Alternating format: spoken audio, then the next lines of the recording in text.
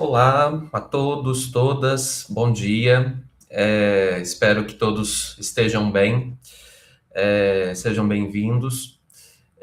A gente vai realizar uma atividade durante essa manhã sobre formação universitária em psicologia. Então, gostaria de agradecer a presença de todos vocês, em particular, agradecer à professora Maria Andréia Pinheda, lá de São Luís, na Argentina, que aceitou o convite que eu fiz para que estivesse aqui com a gente nessa manhã. Essa atividade que a gente inicia agora é uma atividade que está integrada na programação do evento de internacionalização da nossa universidade, que é o Global July. Então, sempre ao final do mês de julho, a universidade realiza, durante 2 semanas, atividades de internacionalização presenciais e à distância, e dentro da agenda desse evento, a gente insere essa aula, esse curso, essa conversa que a gente vai ter hoje com a professora Maria Andréia Pinheda. A professora Andréia é psicóloga, é doutora em psicologia, é pesquisadora pelo CONICET, lá na Argentina. Já conheço há algum tempo, desde que comecei a me aproximar da história da psicologia. Então, a Andrea sempre está aqui no Brasil, em eventos que costumam acontecer no Rio, e aí a gente tem trocado cada vez mais proximamente nos últimos tempos, e aí topou estar aqui com a gente hoje. Antes de passar a palavra para a Andrea, para ela se apresentar e a gente iniciar o trabalho, a gente descobriu agora há pouco, por acaso, na verdade, a possibilidade de legendas. Então, a gente não consegue fazer tradução. A Andrea vai explicar como que ela pretende trabalhar, de maneira que a gente consiga se comunicar. Mas na parte inferior da tela, da nossa tela aqui no Google, se vocês virem, depois da barrinha, né, do ícone dos emojis, tem um quadradinho com escrito CC, não é, que é essa ideia do closed caption. Então, se vocês clicarem, tem a possibilidade de escolher o idioma e o Google vai fazendo uma transcrição relativamente boa do que está sendo dito. Então, caso alguém queira utilizar como um recurso para audição, a possibilidade de leitura pode ser bom, tá bom? Uma outra questão, a gente está num evento à distância, vocês devem se lembrar das aulas da pandemia, e é bastante desagradável, né? A gente, enquanto professor, né? Para o aluno não necessariamente, mas para o professor é muito desagradável a gente não ter um contato visual com vocês. Então, caso alguém tenha possibilidade, né? Se tiver num espaço apropriado, de manter as câmeras abertas, é bom, né? Para a gente conseguir manter uma interação que não seja só a interação pela voz, tá bom? Então, queria pedir que vocês mantivessem, se possível, as câmeras ligadas. No mais é isso. Eu não combinei previamente com a Andrea, mas a gente vai fazer um momento de intervalo. A gente tem um encontro, ele está previsto até a 1 da tarde. Não necessariamente a gente vai até lá, vamos ver como a gente avança. E a gente vai fazer uma pausa também, né, para a gente conseguir respirar, enfim, né, para não ficar muito tempo na tela. Andréia, então te agradeço pela disponibilidade no dia de hoje, inclusive, visitando aí sua filha, né? Te agradeço por estar aqui com a gente. Espero que seja um momento bom para você, para a gente, com certeza, vai ser bastante importante aqui, tá bom? Bom dia, pessoal. É muito interessante esta proposta da Universidade de Juiz de Fora. Maravilha que podamos trocar neste espaço. Eu não falo português, vou tentar, às vezes, algum portunhol, algum espanhol. Se vocês gostam, posso compreender inglés también. O más importante de este espacio es que tengamos a oportunidade de trocar experiências, compartilhar. Eu faço o meu convite para vocês, a minha universidade, a Universidade Nacional de São Luís, é uma universidade pequena no centro da Argentina, mas tem muita tradição em psicologia, é uma das programas de psicologia mais antigos do nosso país. Temos estudos em história da psicologia e outras especialidades, e temos a possibilidade de fazer estágios presencial, virtual, de grau, de pós-grau, de pós-doutorado. Esta aula de hoje pode ser uma oportunidade para conhecernos e começar outra relação propícia para essas experiências. Então, hoje vou compartilhar o que é meu estudo em história da psicologia. Minha especialidade é a história da psicologia na Argentina, especialmente o estudo sobre cursos de psicologia na Argentina, a universidade, a formação dos científicos,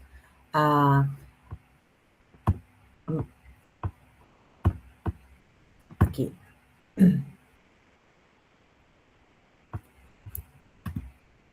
A ver.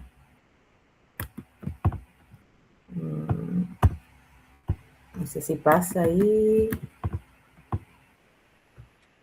Não, tá parado em uma Tá tela. parado, sim. Sim. A ver. Vou a empezar de vuelta.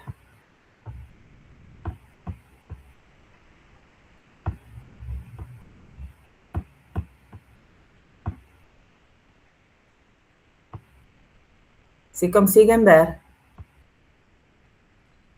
Ok, tá na primeira pantalla. Pero no pasa, no sé por qué no pasa ahora. Não. Você colocou como compartilhar tela ou compartilhar janela? Janela. Vou compartir tela. Sim. Eu posso compartilhar aqui e vou passando também, se for o caso.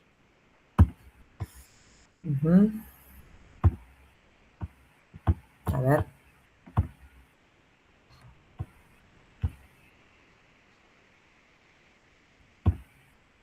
¿Melhor? Sí. Perfeito, sim. Sí. Voy a sacar esto, me parece. Aí. Então, com a ajuda do DeepL, eu fiz uma tradução, não é perfeita, mas acho que é uma ajuda para você seguir a minha apresentação em português. Se troco em espanhol, o meu portunhol é muito mau, você pode ler as slides. O primeiro que eu quero fazer é a pergunta, a formação universitária em psicologia como objeto de reflexão e estudo sistemático, para que é importante? Penso que estas perguntas que eu coloquei podem iniciar a conversa com vocês, né? E vocês podem reflexionar o que pensam destas questões. O que contribui à formação dos psicólogos para o desenvolvimento socioeconômico e cultural? É uma pergunta muito importante. Né? A psicologia tem parte do desenvolvimento do seu país, né? Socioeconômico e culturalmente. Isso significa que vocês têm que pensar uma psicologia em múltiplas áreas de desenvolvimento, a saúde, a educação, a economia, os esportes, múltiplas áreas. A práticas do exercício profissional da psicologia podem pôr em risco a saúde, a educação, a segurança e os direitos dos cidadãos? Quais práticas profissionais podem pôr em risco a saúde? A formação de psicólogos é garantia da sua autonomia profissional? Esta pergunta faz referência às relações de psicólogos com outras profissões, por exemplo, médicos. Vamos ver que a psicologia e a medicina são dois campos profissionais que compartilham o campo da saúde e eles não têm uma relação harmônica sempre.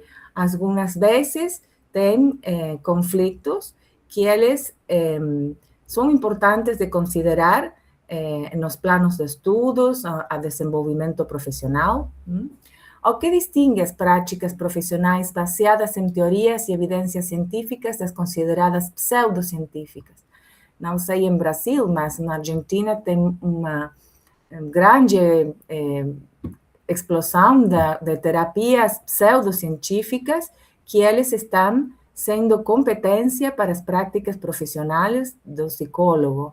É um problema ético, é um problema muito difícil, mas temos que pensar nas práticas profissionais basadas em evidências científicas, nossa formação, e no critério de cientificidade que tem nossas práticas e o critério que vão formando os estudantes de psicologia sobre o que é científico, o que tem base na evidência, o que não tem. Como se desenvolvem as competências científicas nos psicólogos, ou como desenvolvem competências os psicólogos científicos. Nem todos os psicólogos têm uma profissão de científicos, por exemplo, no CONICET, no CNPq, mas todos os psicólogos podem desenvolver competências científicas para resolver problemas sociais na saúde, na educação, na segurança. A que disciplinas práticas são centrais em qualquer currículo de psicologia? Tem alguns currículos que são muito diferentes em diferentes universidades, mas algumas disciplinas são centrais em todos eles. Quais podem ser definidas institucionalmente? Quais disciplinas, por exemplo, a Universidade de Juiz de Fora ou a Universidade Estadual do Rio de Janeiro, tem algumas disciplinas em comum ou elas podem ser totalmente diferentes? Isso tem relação com as práticas profissionais que os psicólogos podem acreditar que eles fazem. Então, na Argentina, vocês não podem fazer um currículo totalmente diferente em todas as universidades. O que requisitos mínimos de qualidade devem ser garantidos na formação universitária de psicologia?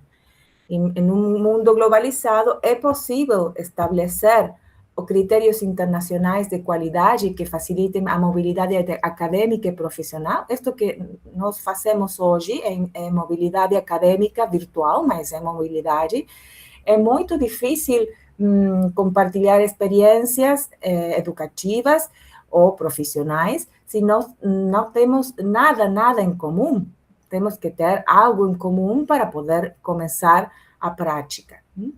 O que você acha, Rodolfo e pessoal?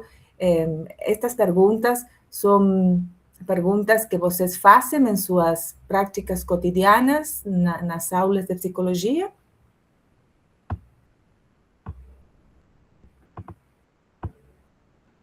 Sim. Acho que talvez, estou vendo o rosto da Joana, talvez Joana possa comentar depois, né? Tem algumas dessas perguntas que interessam, inclusive, uma das nossas alunas do mestrado. Do que você colocou, acho que tem 3 pontos que interessam bastante aqui para nós, né?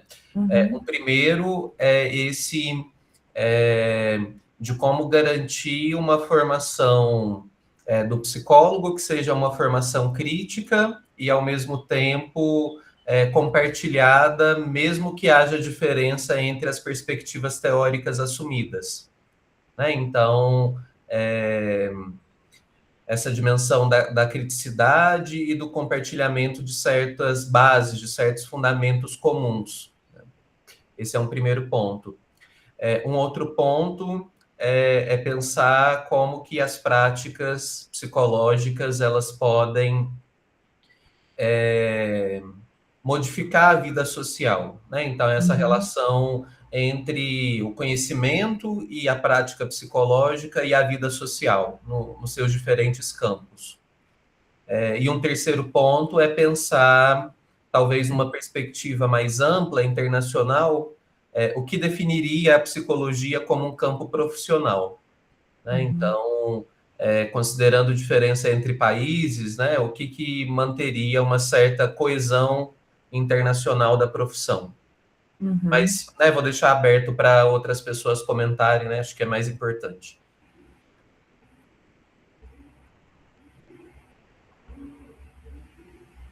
Mais alguma pessoa quer fazer algum comentário?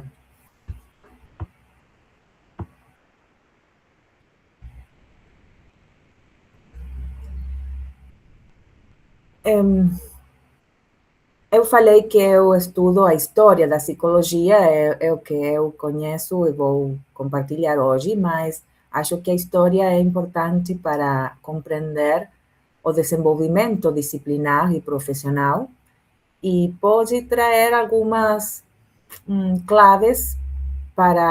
chaves para pensar o que é a psicologia hoje e alguns problemas que são sempre vigentes, sempre estão presentes, mas têm raiz na história da psicologia em nossos países. Então, vou começar no contexto internacional, falando dos começos da história da psicologia como ciência, no século XIX. Nem todos vocês têm conhecimento da história, talvez alguns têm, mas alguns não têm. Vou dizer algumas coisas que são muito básicas, mas alguns de vocês podem lembrar que a psicologia não começou como uma profissão, começou como uma ciência. No final do século XIX, temos psicologia sem psicólogos. Os filósofos, médicos, educadores, outras profissões faziam psicologia científica.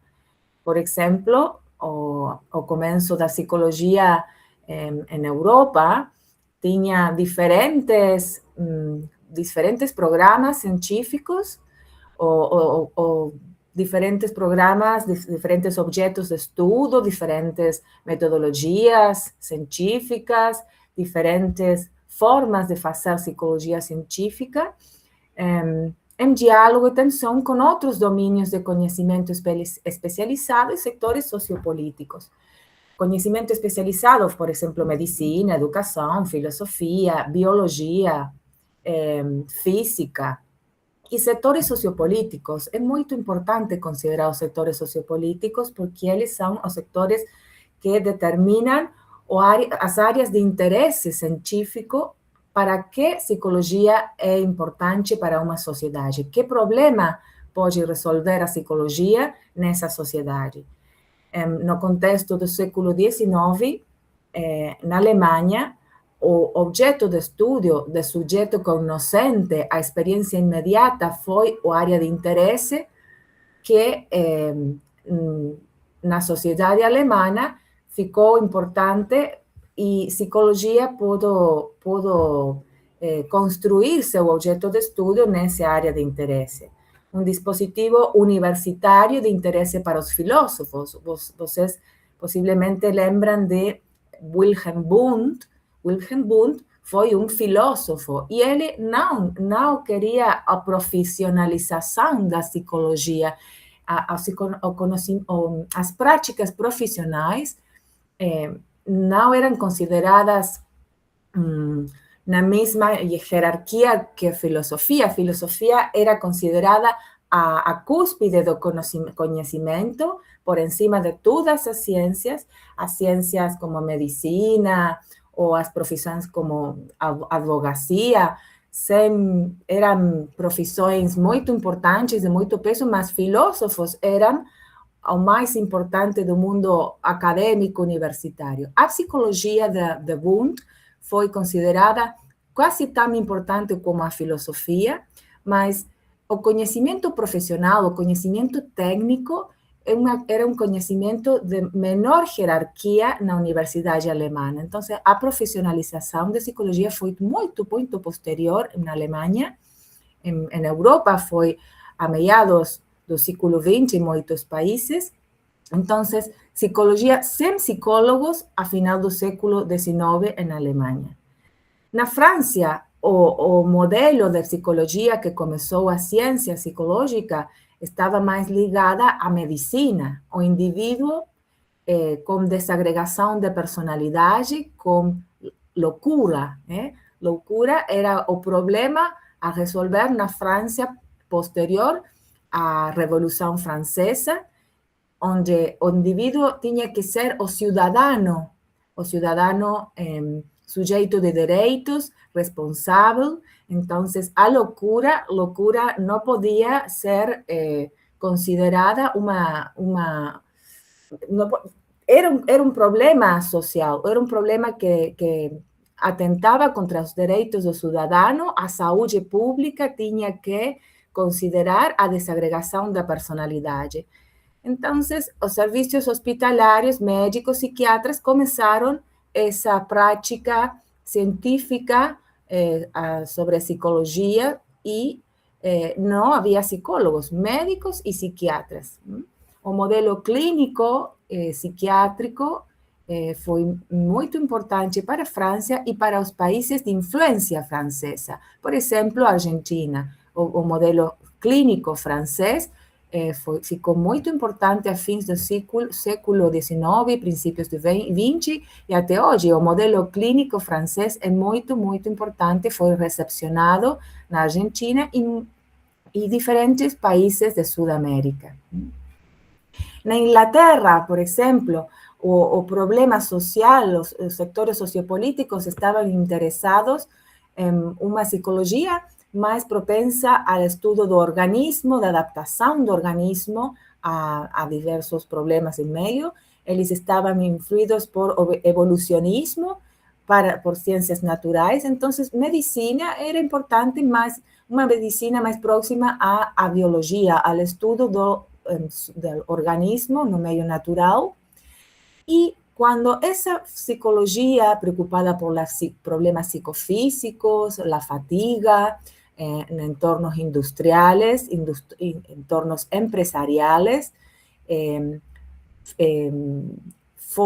foi recepcionada e desenvolvida nos Estados Unidos. Nos Estados Unidos tinha esse modelo mais ligado ao pragmatismo.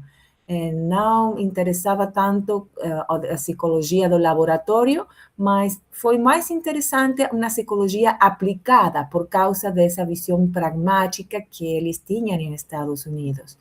Essa psicologia aplicada em diferentes áreas ficou muito importante a clínica ligada aos médicos, mas outras áreas foram desenvolvidas também na área da indústria, da empresa.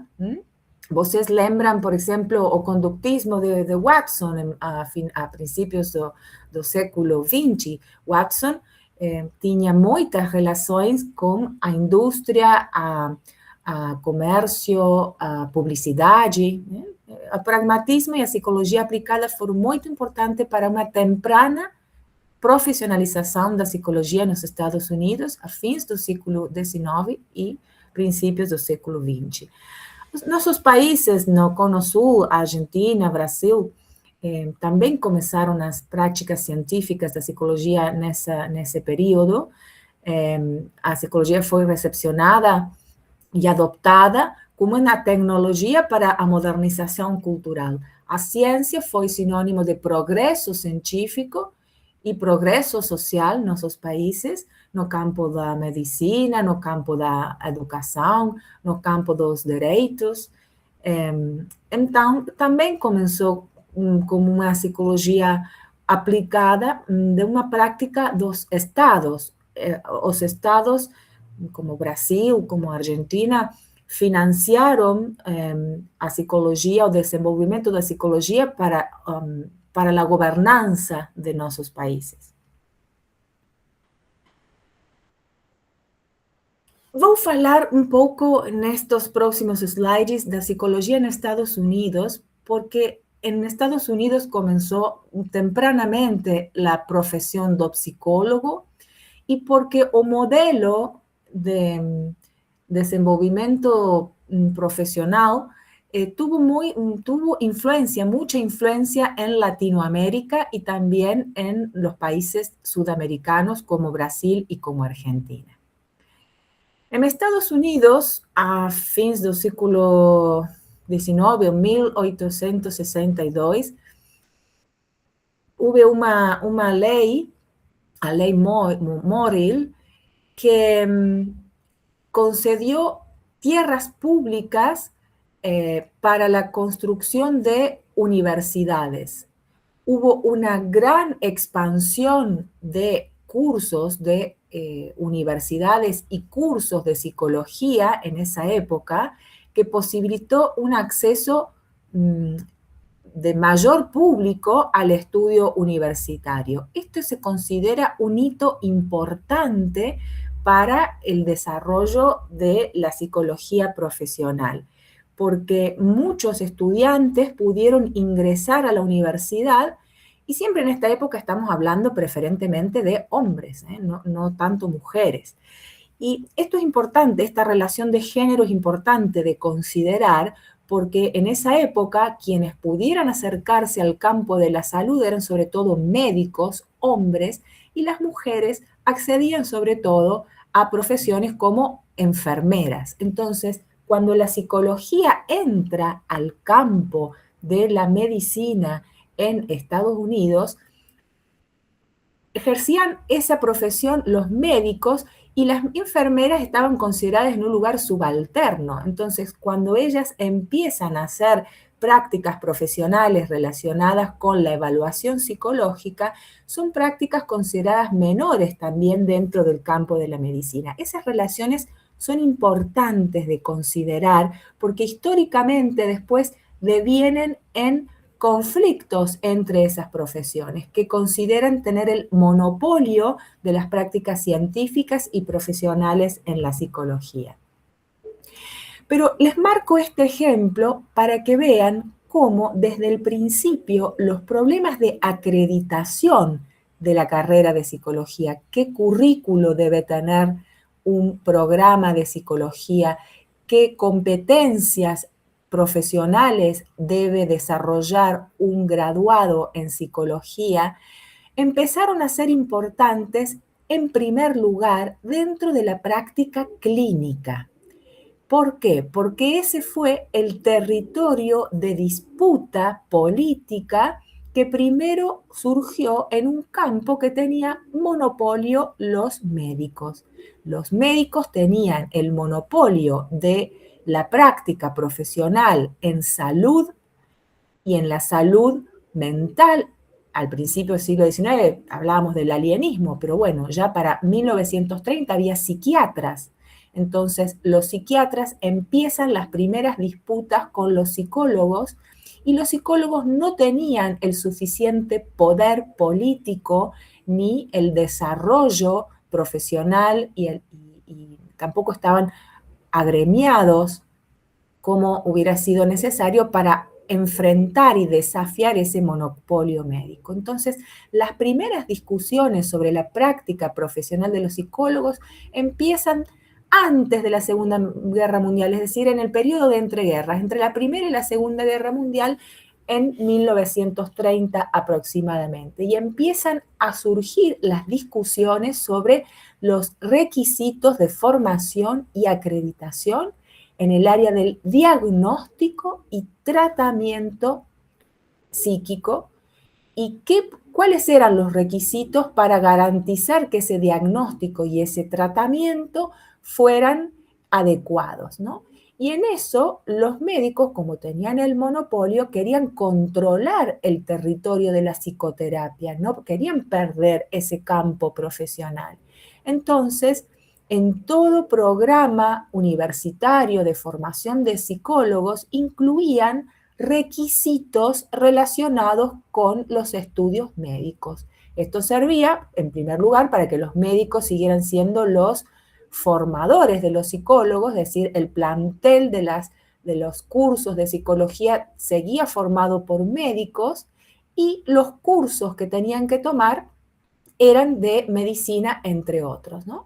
Había pocos programas de posgrado para psicólogos clínicos y apenas había algunos maestrados con énfasis en la utilización de test de diagnóstico, ¿no? El número de psicólogos clínicos era comparativamente pequeño y la mayoría eran mujeres con desventaja porque las enfermeras eran consideradas subordinadas de los médicos. Entonces, los tests podían ser competencia de las enfermeras, que eran mujeres y que eran subalternas de los médicos, pero las prácticas de diagnóstico y tratamiento psicológico eran consideradas de ejercicio de los médicos.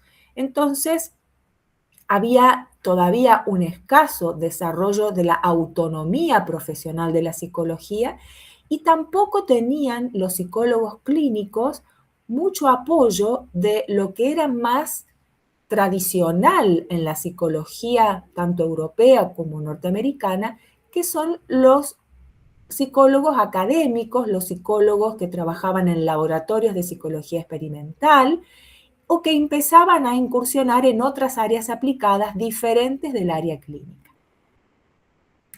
Fíjense que para 1936 la Asociación de Psicólogos de Michigan ya existía, o sea, ya hay asociación de psicólogos desde fines del siglo XIX, porque la APA, la American Psychological Association, es de 1880 y algo.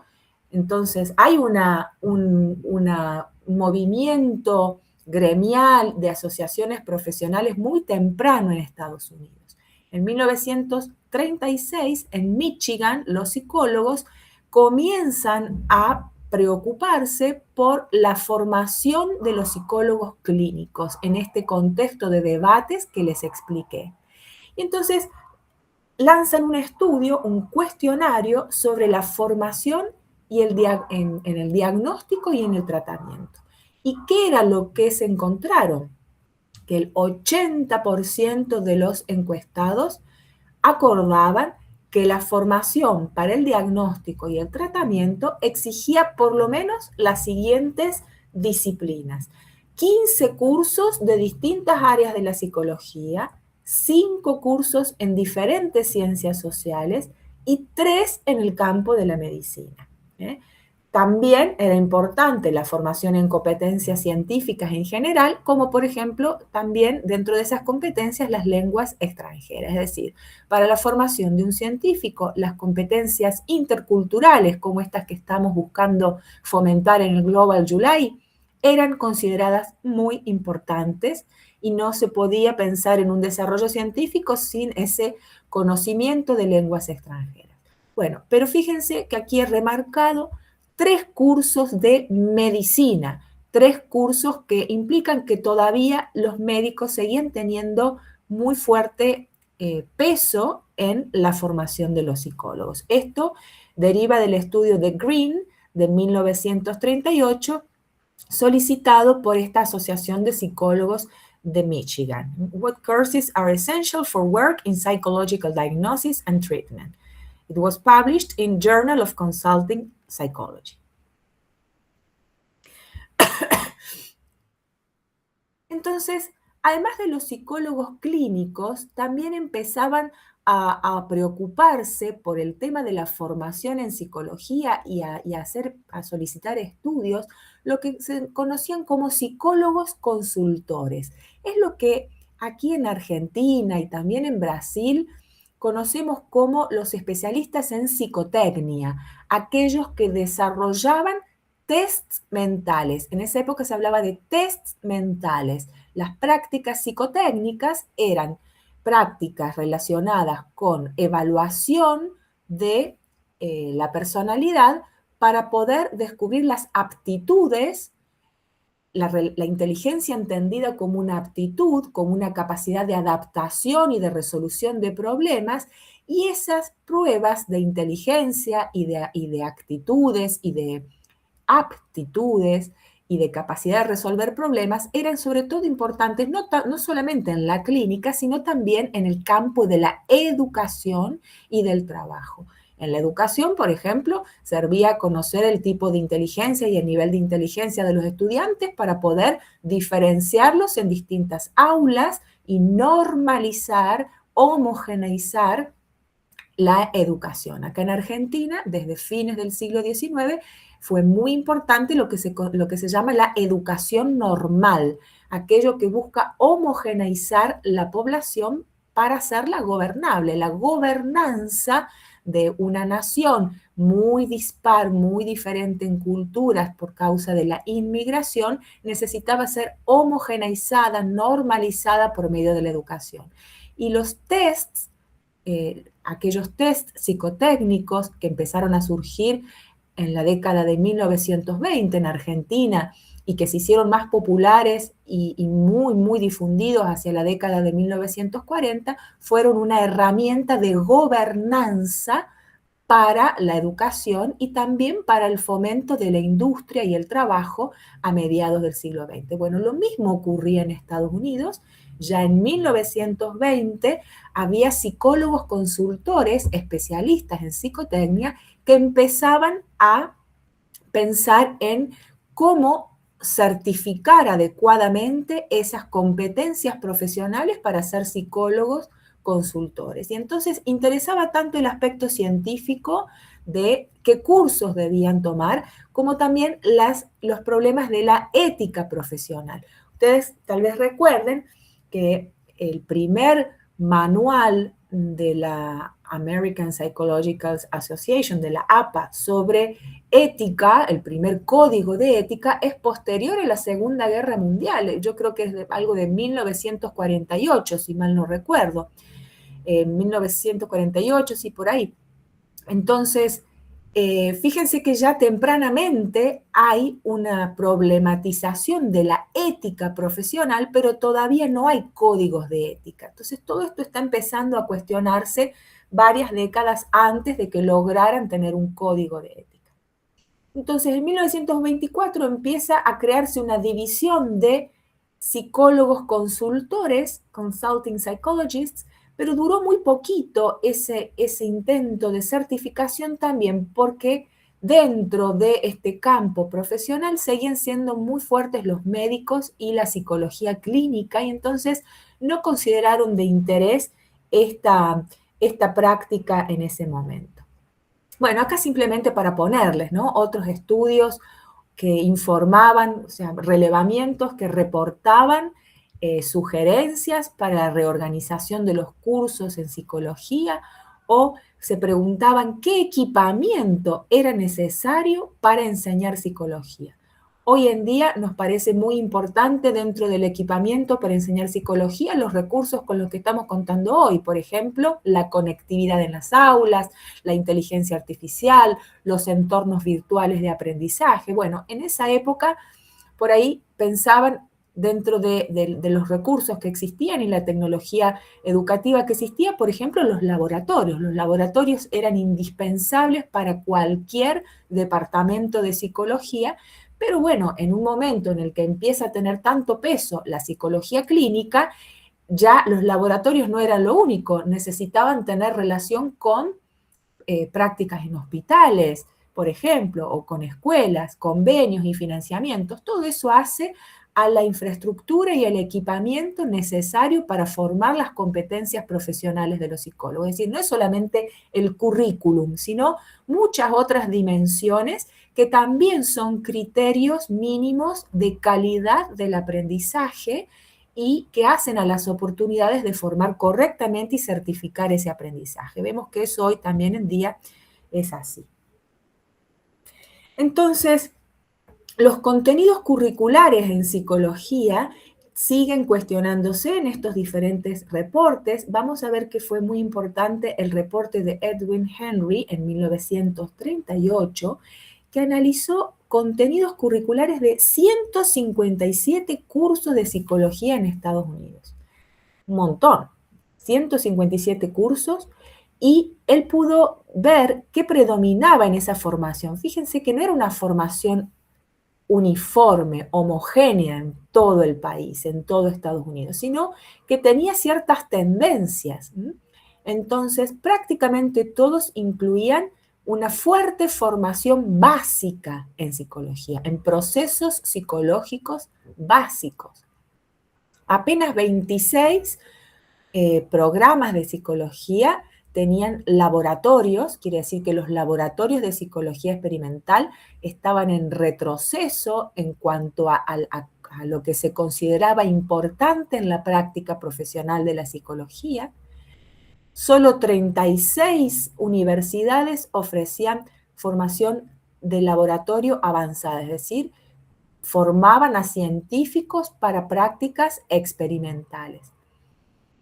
Los cursos más frecuentes eran en campos aplicados de la psicología, este pragmatismo que yo les explicaba al principio. La psicología social tenía un gran peso. 72% de las universidades ofrecían psicología social. Psicología anormal también tenía un gran peso, por causa de lo que está dentro de las problemáticas de la clínica psicológica. Psicología educacional, 43% de universidades lo ofrecían. Psicología aplicada a diferentes campos, los test de evaluación psicológica, la psicología sistémica, la psicología comparada, la evaluación de la personalidad, la psicofisiología y la metodología de la investigación. Entonces, todo esto calza dentro de un espíritu de pragmatismo donde la psicología debía ser una tecnología aplicada a la gobernanza del país y a poder también controlar la población, a poder gobernar la población, a poder ofrecer desarrollo socioeconómico, productivo a esa población.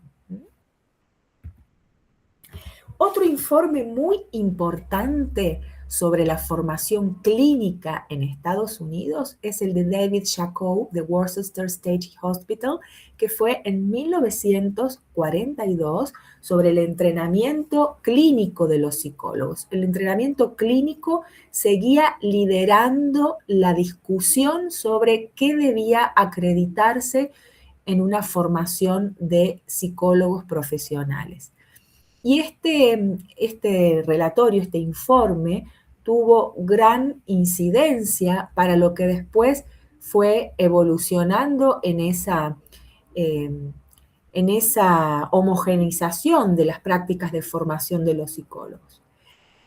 La formación en psicología clínica era considerada para Jacob la base de todo el trabajo científico profesional del psicólogo. Él aclaraba que él hizo este estudio desde el hospital y desde su interés por la clínica y desde su experiencia hospitalaria, pero yo remarco esta idea de que la psicología clínica era entendida como la base de todo trabajo profesional de los psicólogos porque es un sesgo que en general a psicologia clínica está em viés, acho que vocês dizem em viés, um sesgo. A psicologia general está enviesada pela psicología clínica, un sesgo profesional. La psicología clínica en muchos países, como en Argentina, se considera la base de la formación profesional de todo psicólogo. Y vamos a ver, por ejemplo, que desarrollos de psicología social en Argentina han estado sesgados por la visión clínica.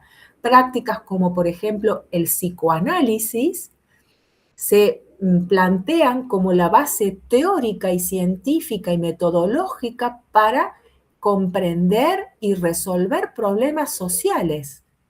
Entonces, eso es un sesgo que hoy, desde la historia de la psicología, lo podemos cuestionar, porque los campos disciplinares han ido teniendo desarrollo autónomo fuera del campo médico-clínico, pero ese sesgo médico-clínico ha estado muy presente en la formación de los psicólogos, y yo les traje esta slide para mostrarles cómo en Estados Unidos esto se daba muy tempranamente y posiblemente tenga que ver con este monopolio médico que era muy, muy difícil enfrentar y discutir y librarse de ello, ¿no? Entonces, para que podamos pensar críticamente cómo están estructuradas nuestras mallas curriculares, nuestros planes de estudio y el peso que tiene la clínica, no solamente porque haya muchos cursos de psicología clínica o de psicopatología, que seguramente son importantes y necesarios, sino porque a veces otros campos como la psicología educacional, la psicología social, la psicología laboral, la psicología del deporte, están sesgados por la clínica desde los marcos teóricos, los marcos metodológicos. Y no significa que la clínica no pueda hacer aportes a esos campos, pero yo lo que quiero reflexionar, y es un punto de reflexión hoy en día en Argentina, en un proceso de revisión de planes de estudio que estamos haciendo, es que la clínica, ese sesgo clínico, no nos quite la posibilidad, no nos recorte la posibilidad de comprender que hay otros desarrollos disciplinares por fuera de la clínica y que son sumamente importantes para poder resolver efectivamente problemas en otras áreas de aplicación más allá de la clínica. Porque a veces el centrarnos en la clínica hace que también perdamos otros campos profesionales en disputa con otras profesiones. Por ejemplo, en el campo de la psicología laboral, aquí en Argentina es muy común haber perdido territorio en relación a profesiones como los ingenieros o en el campo educativo con los psicopedagogos o hay profesiones nuevas que se han ido desarrollando porque los psicólogos centrados en la clínica han ido perdiendo competencia profesional y capacidad de producir conocimiento y tecnología aplicada para resolver problemas en ese campo. Yo acá haría una pequeña pausita como para darles la palabra a ustedes porque, digamos, desde la historia de Estados Unidos he presentado una problemática que también ocurre en Argentina hoy y solamente para pasarles la palabra un ratito y que ustedes me cuenten si en Brasil pasa lo mismo.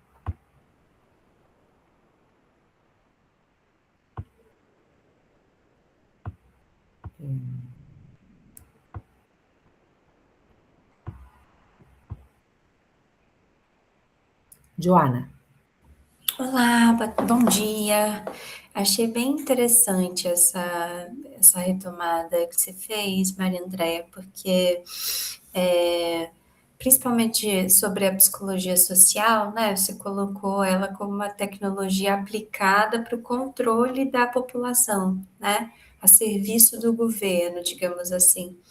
Enquanto que aqui no Brasil, e eu acredito que na América Latina, a partir da década de 80, a gente tem um movimento que é muito diferente, assim, né? A psicologia social, ela é mais um instrumento de emancipação, né? É uma ética, digamos assim, né? Então, acho que pensando nessas diferenças, né? E pensando também territorialmente aqui no tipo de psicologia que a gente vem tentando produzir, eu percebo que existe essa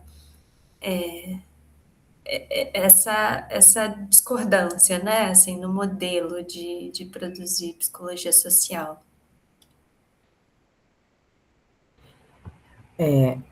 Actualmente la psicología social y comunitaria en Argentina tiene mayor desarrollo con prácticas emancipatorias, con mucha fuerza en los derechos humanos. Eso fue posterior a las décadas de 1960 y 1970, junto con movimientos sociales por los derechos humanos, por la emancipación de gobiernos dictatoriales y también porque tuvo mucha influencia la teología de la liberación y la psicología de la liberación. Argentina es un país predominantemente cristiano, predominantemente católico, donde la teología de la liberación tuvo mucha influencia en las prácticas educativas y también en la psicología social, el trabajo territorial en barrios pobres, en comunidades marginadas socialmente, empezó a ser un objeto de estudio y de práctica psicológica, pero recién en la segunda mitad del siglo XX. cuando empieza la institucionalización de la psicología como ciencia en Argentina, a fines del siglo XIX, era más una tecnología de control, con una visión positivista, que también algo que fue importante en Brasil, ¿no? El positivismo como filosofía de gobernanza del Estado.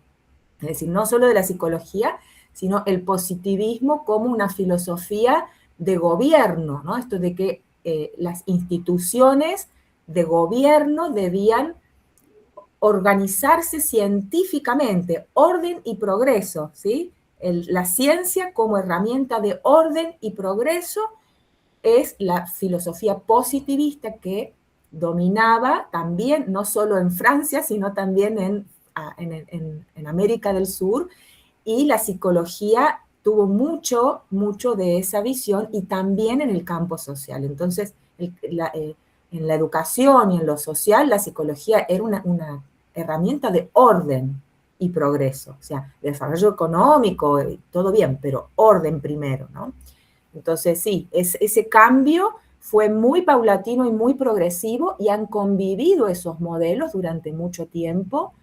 Hoy en día creo que en Argentina es mucho más frecuente ese modelo de emancipación, pero todavía tiene muy escaso desarrollo científico la psicología comunitaria, social y comunitaria, y recién en los criterios de calidad científica que se definieron el año pasado y que empiezan a regir en este año para los cambios y la revisión de los planes de estudio, empieza a ser obligatorio que haya la enseñanza de psicología social y comunitaria, con esos modelos críticos que antes no eran obrigatorios.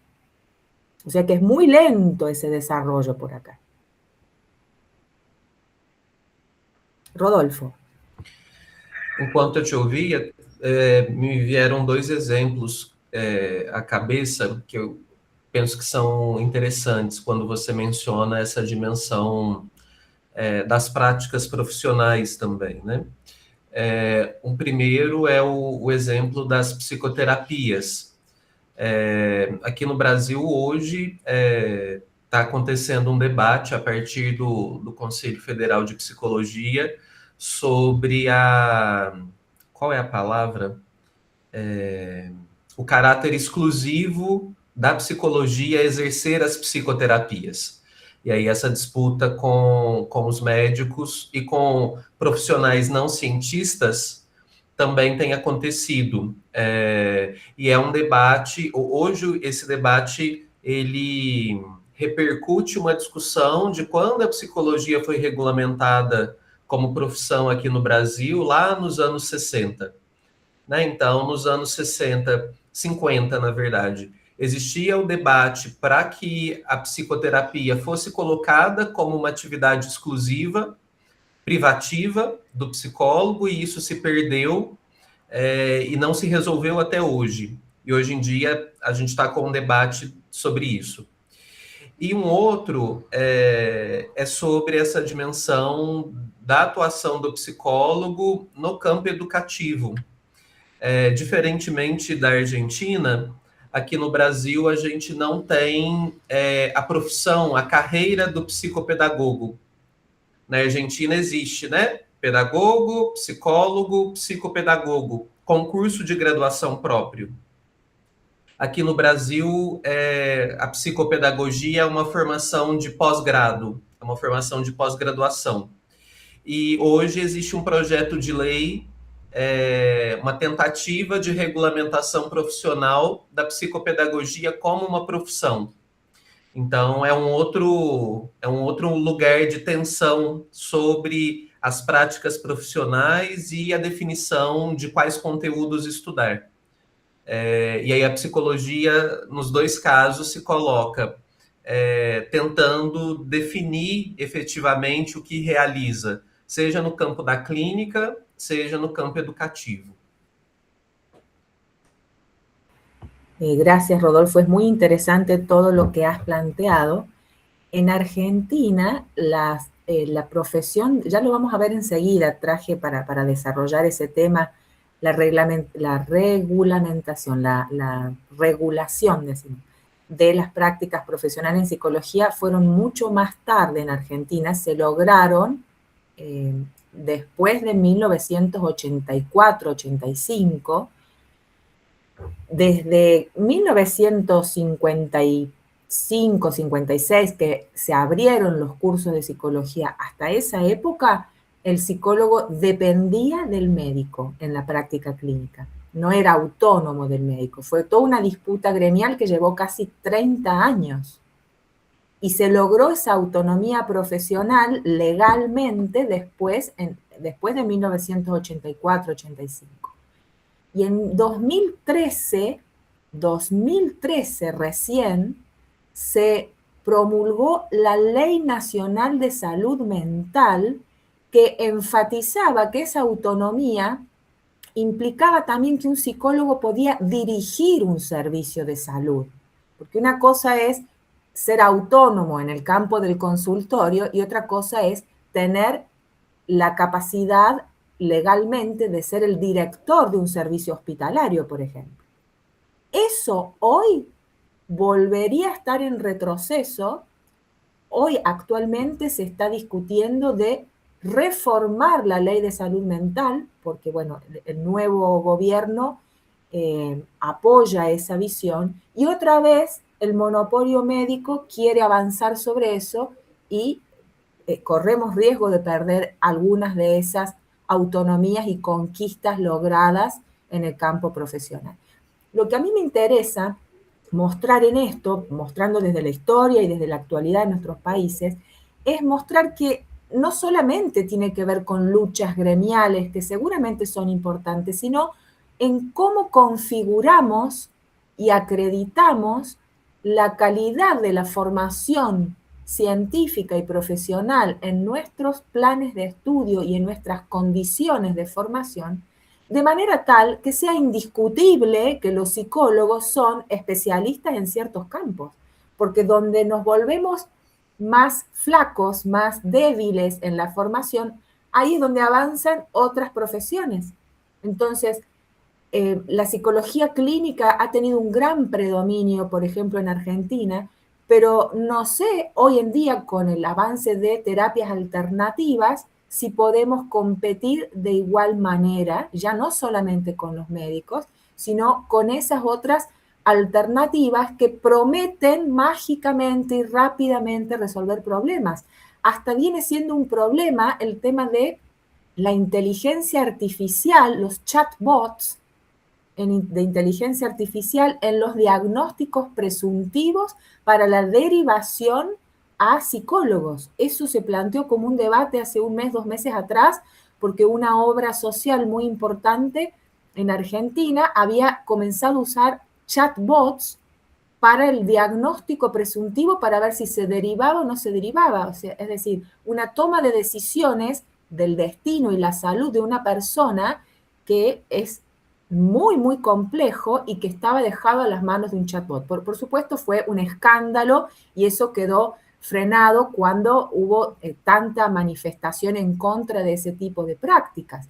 Pero lo que quiero mostrar es cómo realmente es muy importante la revisión de nuestra enseñanza universitaria y cómo está en total relación con qué competencias profesionales formamos y habilitamos y cómo se va configurando en el campo social en relación con otras prácticas que la sociedad va legitimando, porque las terapias alternativas también las va legitimando la sociedad en la medida en que les dan alguna respuesta que las profesiones tradicionales basadas en ciencia no estarían dando. ¿Se entiende?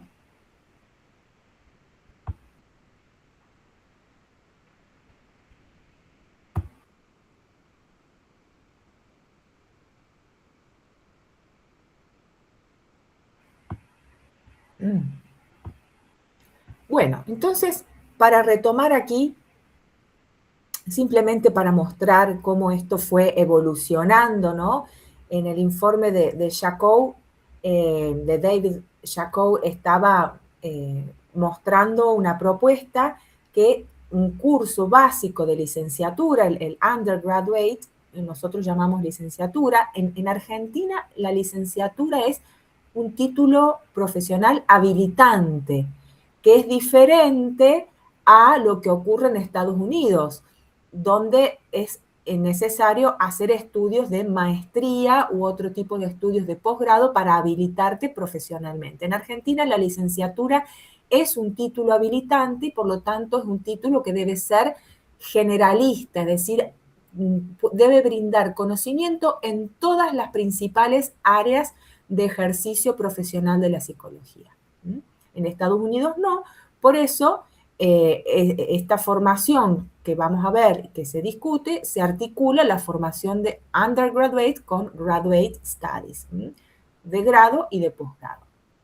Tienen un major, que es una especialización principal, y que en ese caso lo consideraban importante las ciencias biológicas, es decir, ahí se veía el predominio del campo médico, y un minor, una especialización secundaria en ciencias sociales con los cursos específicos también de psicología.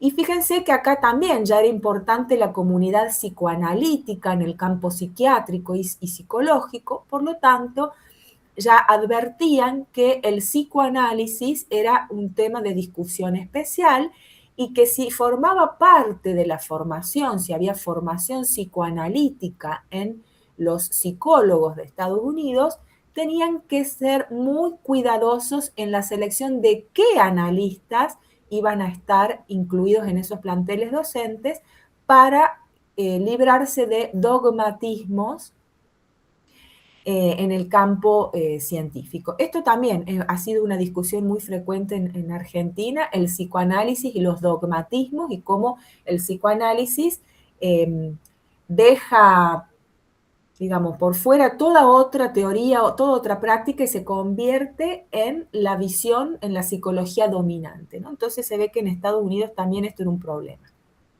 Bueno, otros estudios como el de Trout-Smart, que muestran la necesidad de revisar la formación académica clásica en psicología, orientada principalmente a la investigación, para poder fortalecer algunos espacios de formación aplicada que se observaban débiles, ¿no? Con lagunas.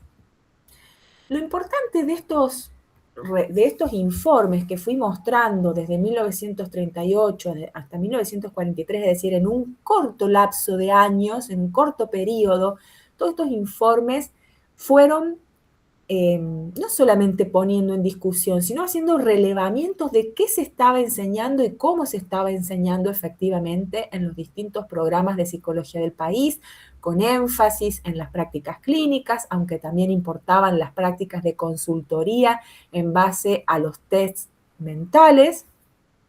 Es que todos estos estudios fueron derivando en lo que después se conoció como el modelo Boulder. ¿Qué fue el modelo Boulder? Que tuvo tanta importancia no solamente en Estados Unidos, sino ya vamos a ver en toda Latinoamérica. Boulder fue una conferencia, ¿no? En la década de 1940. En agosto de 1949 se produjo una conferencia sobre formación en psicología clínica en Boulder, Colorado, y hubo 72 invitados especialistas en psicología clínica que se reunieron a discutir durante 2 semanas. Fue algo muy, muy intenso, mucho más intenso que cualquier otro congreso al que estemos acostumbrados a ir, una especie de Global July, pero solamente dedicado a la formación universitaria en psicología clínica. Y esto fue organizado por la Asociación de Veteranos de Guerra, por el Servicio de Salud Pública de los Estados Unidos y la Asociación Americana de Psicología, la APA. Fíjense la importancia de los veteranos de guerra. Estamos hablando ya de la posterior a la Segunda Guerra Mundial. Los veteranos de guerra fueron una organización gremial que contribuyó mucho al desarrollo de la psicología clínica y de la psicología aplicada en los Estados Unidos. Imagínense todos los problemas postraumáticos. De hecho, Kurt Danziger estudia cómo la categoría de trastorno postraumático es un objeto de estudio, una categoría diagnóstica que surge en Estados Unidos después de la guerra de Vietnam.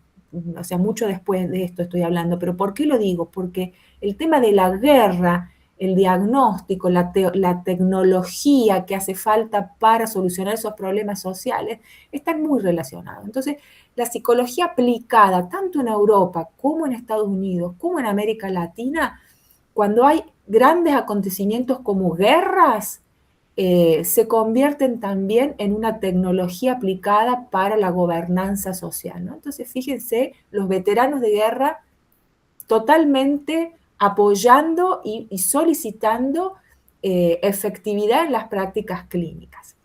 Bueno, entonces, ¿qué derivó de esta conferencia?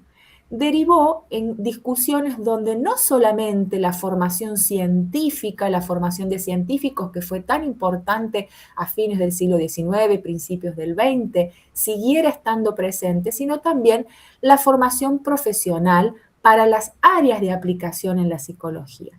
Entonces, el modelo de psicólogo clínico debía basarse en esta doble vertiente de cursos que formaban competencias científicas y cursos que formaban en competencias profesionales, en prácticas profesionales aplicadas a distintas problemáticas del campo clínico.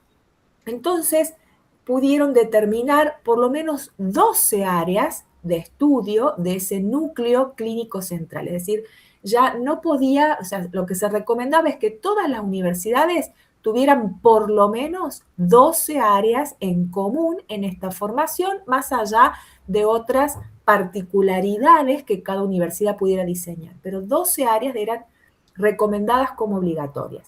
La psicología general, donde entra todo los sistemas psicológicos contemporáneos, la psicología experimental, la psicología social, todo lo que tenga que ver con procesos psicológicos básicos, la teoría y método y técnica dentro de la psicología clínica, la fisiología humana, las relaciones profesionales e interprofesionales también debían, es decir, esto que hoy llamamos relaciones interdisciplinarias, bueno, ya era un campo de discusión, es decir, esto de que hay que convivir médicos con psicólogos y otras profesiones, teorías de la personalidad, metodología de la investigación clínica, psicología del desarrollo, abordando determinantes biológicos, sociales y culturales, relaciones sociales, la psicología social, la sociología, la economía, la antropología, psicopatología, desde el campo médico, la médica clínica y la psiquiatría clínica, psicoterapia y procedimientos psicoterapéuticos, y recursos sobre las organizaciones y los procesos comunitarios. El trabajo de campo, lo que es la verificación de los problemas y la investigación, y lo que se llama el internado, el estágio, el internado o la residencia profesional, como le llamamos en Argentina. Entonces, un problema era poder determinar estas 12 áreas que debían estar insertadas en la currícula. Y entonces, esta visión del modelo científico profesional, Scientist and Practitioner Professional, es lo que queda muy fuertemente marcado del modelo Bowler. Hoy todo el día cuando dice Bowler habla del modelo científico profesional, es decir, no estamos formando técnicos que aplican un conocimiento, sino que estamos formando profesionales que tienen capacidad de resolver problemas aplicados basados en ciencia, basados en evidencia científica y que tienen capacidad de producir ciencia también. Entonces, acá empieza a surgir el interés también por una formación diversificada a otras áreas, más allá de la clínica, y en ese sentido, el modelo Bowler se fue expandiendo a otras áreas de formación, no solamente la clínica, sino la formación en psicología en general. Como les decía, en Estados Unidos, la formación profesional debía culminar con el doctorado para que tuviera una correcta habilitación profesional. En los países de América del Sur esto no es necesario porque la licenciatura es un título habilitante. Bueno, después hubo otras conferencias, muchísimas conferencias más. Yo solamente les menciono algunos hitos para que vean cómo esta problemática fue evolucionando y se ha ido convirtiendo a lo largo del siglo XX y en la actualidad en todo un campo disciplinar, todo un campo de estudio, la formación universitaria en psicología. En 1955, con la conferencia de Stanford, donde se hace una reevaluación de este modelo Boulder, cuáles fueron los puntos débiles y las fortalezas, pero en general este modelo fue reafirmado y sus recomendaciones sobre los núcleos básicos y demás fueron mantenidos. Lo mismo ocurrió en 1958 en Miami, en la conferencia de Miami Beach, donde también se revisa este modelo Boulder y se reafirma este modelo científico profesional. En Cornell, en 1951, otra conferencia sobre la formación de grado en psicología, y acá surge lo que se conoce como el Wolfley Curriculum, que tiene recomendaciones que fueron tenidas en cuenta también y que se sumaron a esta visión del modelo científico profesional.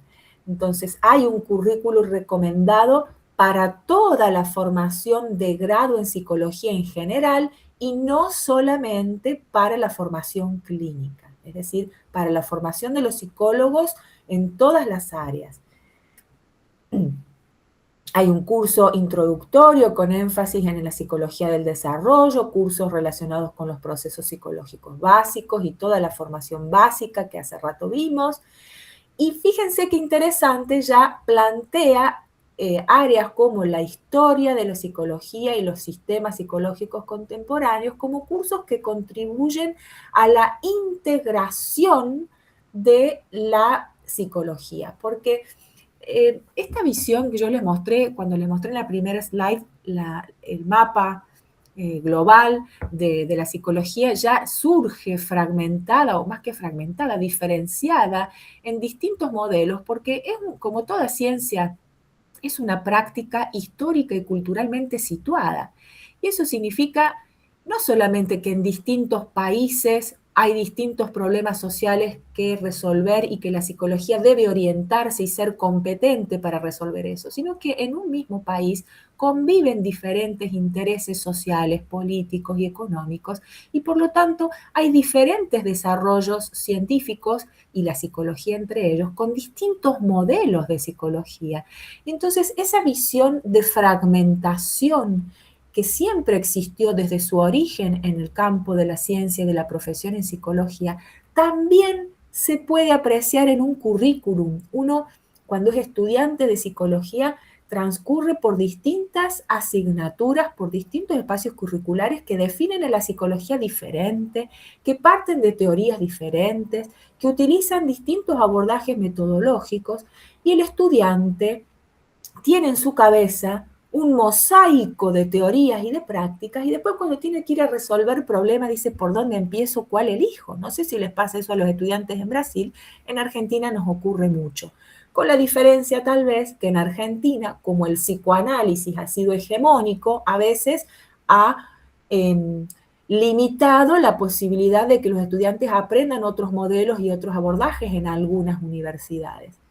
Pero aún así, esa diversidad hace que sea muy difícil tener una visión global del campo científico, y la historia permite hacer esa integración porque justamente ayuda a comprender las prácticas científicas y profesionales como prácticas y objetos de estudio culturalmente situados. Entonces, por esa razón, la historia de la psicología, por lo menos en Argentina, y yo creo que en muchos países, acá en Estados Unidos la recomiendan, ha estado dentro de los cursos obligatorios, y aún hoy en los nuevos estándares de calidad sigue estando dentro de los cursos obligatorios, porque no es una materia que da un poco de cultura general como algunos imaginan, sino que ayuda a comprender que si la ciencia y la profesión de psicología es una práctica histórica y culturalmente situada, entonces las teorías no son universalmente válidas y tenemos que tener mucho cuidado, y hasta es un problema ético, esto de querer estudiar o intervenir sobre grupos sociales en cierto contexto con teorías y prácticas que vienen recepcionadas de otros contextos diferentes, ¿no? Acá entra, por ejemplo, la idea de todas las teorías que hemos recibido de Europa o de psicologías mainstream de Estados Unidos, y que con esa visión pretendemos intervenir en prácticas científicas y profesionales en Sudamérica, donde hay otros contextos atravesados por la pobreza, y que inclusive no solamente no hablamos de gente que no puede pagar una práctica en un consultorio privado o que no puede acceder a servicios de salud. Muchas veces tenemos que entender que las teorías y las prácticas modelan las subjetividades de acuerdo a un estándar normativo de una cultura determinada. Entonces, lo que es considerado normal, anormal, enfermo, sano, viene entendido desde esas teorías y esas prácticas de acuerdo al contexto histórico y cultural en el cual surgieron. Entonces, ¿hasta qué punto nos sirven y hasta qué punto tenemos que pensar críticamente en cómo validar y en cómo a lo mejor pensar en desarrollos profesionales propios? Yo creo que por eso, retomando la conversación que tuvimos hace un ratito, la psicología social y comunitaria ha tenido tanto desarrollo en las últimas décadas en Sudamérica, porque tiene que ver con esa idea emancipatoria también de que producimos una herramienta más adecuada a nuestros contextos sociales y culturales, ¿no? Esto también, por ejemplo, es algo que Ignacio Martín Baró, recuerdan él, en El Salvador planteaba, ¿no? O sea, él no rechaza que necesitemos de conocer y de estudiar teorías producidas en el hemisferio norte, pero hay que estudiarlas críticamente desde una visión decolonial y desde una visión que uno no asimile formas de ser que son ajenas a nuestros contextos, ¿sí? No sé si alguien quiere comentar algo al respecto.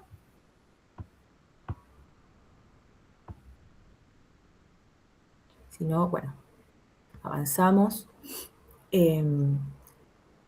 Otras conferencias más actuales, menciono acá en 2008 la Conferencia Nacional sobre Enseñanza de la Licenciatura en Psicología, la Universidad Puget, en Tacoma. Aquí ya empiezan a ser importantes otros problemas, otros temas fundamentales, no solamente la currícula, que eso ya logra ciertos consensos, sino también esta capacidad de resolver problemas actuales, sociales, en el campo del mundo del trabajo, en el campo social, la evaluación psicológica, poder comunicarse eficazmente con diferentes públicos. Piensen hoy la importancia de las redes sociales. Yo no sé si en Brasil ocurre, acá en Argentina hay una proliferación de comunicación sobre psicología en redes sociales, y muchas veces no son comunicaciones que tienen sustento científico, a veces es consejos de cómo tener una vida saludable que no se basan en teorías ni en prácticas científicas, pero lo que es importante rescatar de esto es cómo hoy comunicar a diferentes públicos, y no solamente públicos científicos, sino públicos que no están familiarizados sobre la ciencia psicológica, también hay una demanda por poder comunicar efectivamente. Es decir, no solamente comunicamos en estilo APA o en estilo científico, sino que comunicarse con diferentes públicos, y reconocer y comprender y promover el respeto por todas las diversidades psicológicas, culturales, género, raza y distintas diversidades. Bueno, entonces, para ir a América Latina, yo acá, no sé si alcanzan a ver en esta tabla, les traje un panorama de que la profesionalización de la psicología en América Latina es posterior a la Segunda Guerra Mundial, es ya posterior a la década de 1940. La primera universidad de América Latina que tiene una carrera de psicología, un curso de psicología, es en Chile en 1947, Colombia en 1948, también Guatemala en ese año, Cuba en 1950, Brasil, aquí lo tengo apuntado con 1953, más o menos. Argentina en 1954 empiezan los primeros intentos, las primeras recomendaciones. Ya vamos a ver que la mayoría se crearon entre 1958 y 1965 de los primeros programas, pero más o menos en esa década empiezan. Uruguay, Venezuela, El Salvador. Entre 1947 y 1974, todos estos países latinoamericanos ya contaban con carreras de psicología. Acá yo he citado este reporte de Hugo Klappenbach y colegas que publicaron en 2018 ese relevamiento y que muestra una evolución de esta psicología en Latinoamérica. Y en Latinoamérica, si bien se tomó ese modelo Boulder, se fue creando un modelo latinoamericano con sus particularidades. Por supuesto, en cada país después tuvo sus diferencias, pero en general el modelo latinoamericano toma bastante del modelo Boulder con algunas recomendaciones que empezaron a surgir en 1974 en la primer conferencia latinoamericana sobre formación en psicología que se dio en Bogotá entre el 17 y el 18 de diciembre de 1974. Y entonces, ¿qué problemas empezaron a reportar? De todos los países latinoamericanos que mencioné asistieron diferentes profesionales y consensuaban, llegaban al acuerdo de que no había muchos profesionales calificados para enseñar psicología y que ese era uno de los déficits mayores en los programas. Yo les dije que así como en Estados Unidos se hacía difícil librarse del monopolio de los médicos, bueno, no era el único monopolio. También en Latinoamérica las carreras de psicología, los cursos de psicología fueron creados mayoritariamente en facultades de filosofía, letras, artes, humanidades. Y ahí el monopolio tal vez no era solo médicos, sino de filósofos, de educadores, de abogados. Entonces, esas eran las profesiones donde también había que validarse, había que legitimarse, y eran los profesionales que enseñaban psicología, que habían estudiado e investigado psicología antes que la existencia de los psicólogos profesionales. Entonces, esa cultura humanística predominó mucho en los cursos de psicología de Latinoamérica, sigue predominando en muchos de ellos, además del sesgo médico-clínico que también ha sido y sigue teniendo tanto peso. Entonces, esto para que vean cómo la formación y los modelos de formación que tenemos depende también de qué profesionales son los que enseñan y forman a los futuros psicólogos. Esto es para que pensemos también actualmente lo digo, y yo bueno, no les he comentado, pero yo también soy integrante del equipo de gestión de la Facultad de Psicología de mi universidad, soy la secretaria de investigación y bueno, trabajo muy en relación con la Secretaría de Posgrado. Entonces, formar políticas de investigación y posgrado en el plantel docente de una carrera de psicología es muy importante porque eso determina en qué áreas somos fuertes en el conocimiento, en qué áreas somos débiles y qué modelos queremos formar en el posgrado. En el posgrado uno puede elegir otros modelos a través de las movilidades internacionales o convenios. Uno puede establecer relaciones para que el modelo que uno trae no siga siendo necesariamente el hegemónico y dar apertura y capacidad de integrar otros modelos que nos interesan o que estratégicamente consideramos que necesitamos fortalecer. Entonces, por esa razón, les traigo este primer punto para que lo pensemos también desde el hoy. Hoy sí tenemos psicólogos, hoy tal vez no hay filósofos, educadores y médicos predominantes en nuestros planteles de profesores, pero muchas veces nuestros profesores psicólogos sí tienen ciertos sesgos, ciertas miradas que no hemos visualizado críticamente y que necesitamos discutir siempre, porque junto con los cambios sociales y los requerimientos y las demandas sociales, también van variando esos perfiles profesionales que necesitamos ir formando y es muy difícil ese cambio cuando nuestros planteles docentes no se van acomodando a esas demandas, ¿no? Bueno, entonces, ¿qué ocurría en muchas de las carreras de psicología de Latinoamérica al predominar otros profesionales no psicólogos en los planteles? Y que el rol profesional del psicólogo era confuso. ¿Qué hacía un psicólogo y qué lo diferenciaba de un médico o de un educador o de un científico cualquiera en el campo social? Y sobre todo, ¿qué lo diferencia de un psiquiatra y de un psicoanalista o de un pedagogo? Estas son como las tres profesiones con las que mayor disputa tuvo, porque son los campos profesionales en los que las problemáticas se cruzan, se entrelazan, y entonces aprender a convivir con esas otras profesiones también implica que cada uno tiene su rol bien diferenciado. Por ejemplo, en Argentina, en estos últimos años, hay un nuevo rol profesional que es el del psicomotricista. Y es muy difícil a veces diferenciarlo. Bueno, ¿qué es un psicomotricista? ¿Qué diferencia hay con un kinesiólogo? ¿O qué diferencia hay con un pedagogo que trabaja, un psicopedagogo que trabaja la motricidad? O con un psicólogo que incorpora distintas técnicas para el trabajo con el cuerpo. Bueno, todo esto ocurre siempre que hay una profesión nueva. Hay disputas no solamente para ver qué le compete desde el punto de vista del conocimiento, sino qué competencias profesionales tiene para resolver problemas en el campo, en la aplicación de los problemas. Y en América Latina también nos ha atravesado las crisis económicas y políticas.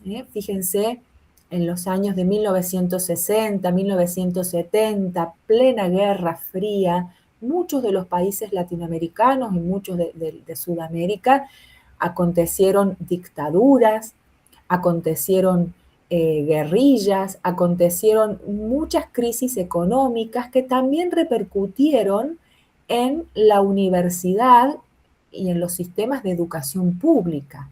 En Argentina, el sistema educativo universitario es público y esto significa que el Estado tiene el control de qué se enseña, qué diplomas se habilitan y se acreditan y los evalúa.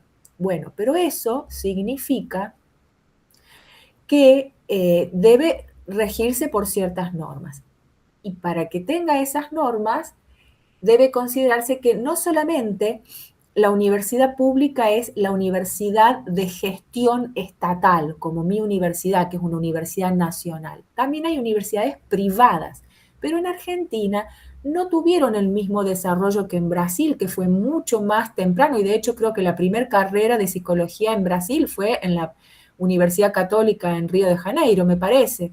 En Argentina, la universidad privada de todas las profesiones fue autorizada recién después de 1959 y tuvo un lento desarrollo antes de 1990 y un desarrollo muy, muy rápido después de 1990 porque se creó una ley, la ley nacional o la ley de educación superior que propició esa creación de esas universidades. Entonces, hoy en día hay más universidades privadas que públicas y hay muchas más carreras de psicología en universidades privadas que públicas y poder evaluarlas y acreditarlas está dentro de las competencias del Estado. Todas se tienen que regir por los parámetros estatales, ¿sí?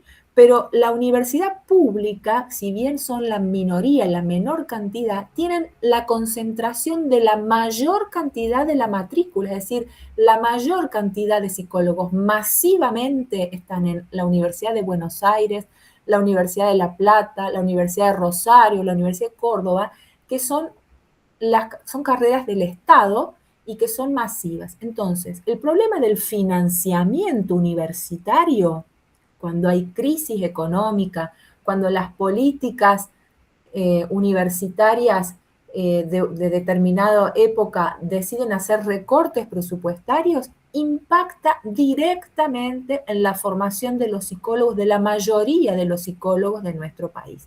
Y eso entiendo que también ha sido una problemática común en muchas universidades de Latinoamérica, porque de ese financiamiento depende no solamente el sustento de los planteles docentes, el equipamiento, los convenios, las condiciones y la infraestructura, si hay laboratorios, si hay recursos adecuados, todo eso depende del financiamiento y es una dimensión específica de evaluación y de acreditación. Bueno, la aplicación científica de las distintas técnicas psicológicas, esto que yo decía, bueno, qué es ciencia y qué no es ciencia, y cómo competimos con prácticas pseudocientíficas. En Latinoamérica, el modelo de entrenamiento, el modelo latinoamericano, entonces sigue reconociendo esa naturaleza doble de la psicología como ciencia y profesional que traía del modelo Boulder, y también reconoce que la psicología tiene multiplicidad, pluralidad de áreas de aplicación, no solamente la clínica, y que entonces la formación del psicólogo debe ser generalista y debe asegurar un ejercicio adecuado en todas esas áreas profesionales. Entonces, más o menos ha habido acuerdo en esa época de directrices, de normas generales, de organización curricular en todos los países latinoamericanos, pero sin embargo todavía no existen en la actualidad acuerdos que permitan circular de manera fluida y sin problema en los cursos de grado entre universidades y que te acrediten. Por ejemplo, si yo voy a dictar Historia de la Psicología en la Universidad Lluís de Fora, o si yo soy alumna de la Universidad Nacional de San Luis y quiero cursar Historia de la Psicología en Lluís de Fora, que ese curso me sirva para acreditar el curso obligatorio de Historia de la Psicología que yo curso en Argentina, eso recién ahora en la actualidad está empezando a tener un poco más de consistencia en los acuerdos internacionales, en los convenios y en las políticas explícitas universitarias. Fíjense que el Mercosur existe desde la década de 1990, donde ya se firma esa carta de intención entre nuestros países, pero solamente ha podido avanzar en la validación de títulos y diplomas y es muy, muy, muy difícil todavía lograr esto. Esto es porque no tenemos un tronco común de formación y acuerdos específicos. Y hoy en día, recién Argentina está teniendo una política obligatoria de que los planes de estudio se organicen en créditos académicos y entonces se convierte en una unidad de medida comparable para validar en otros países con las políticas de internacionalización la cantidad de horas de estudio que tiene un estudiante, ¿no? Y bueno, este es un tema que lo podemos retomar más enseguida, pero lo que quiero decir es qué lento que son estos procesos. Fíjense, en 1974 empiezan a plantearse esos problemas, en la década del 90 con el Mercosur se ponen por escrito algunos acuerdos entre nuestros países y recién ahora, 2026, empezamos a ver que algunas políticas de internacionalización empiezan a ser obligatorias en muchas de nuestras universidades, ¿sí? Bueno, yo creo que podríamos hacer aquí una pausa primero para conversar y escuchar sus reflexiones y luego para descansar un poquito. ¿Qué les parece?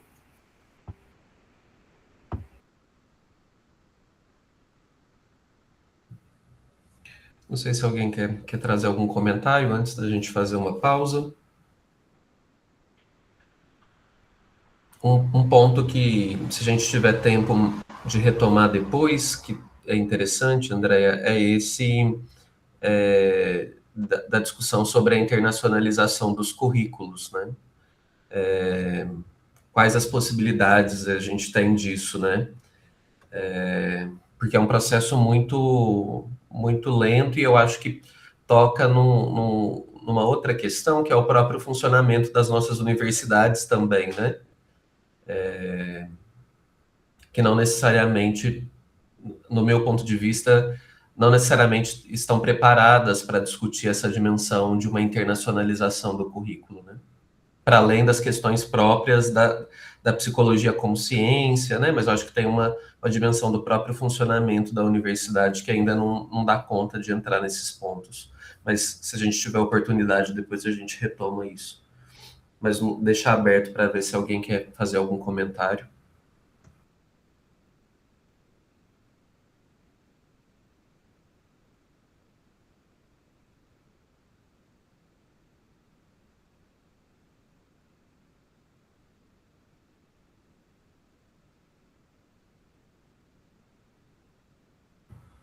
Não? Então, eu proponho que a gente faça um intervalo de 10 a 15 minutos. Então, 11 horas em ponto a gente retoma, tá bom? Até já.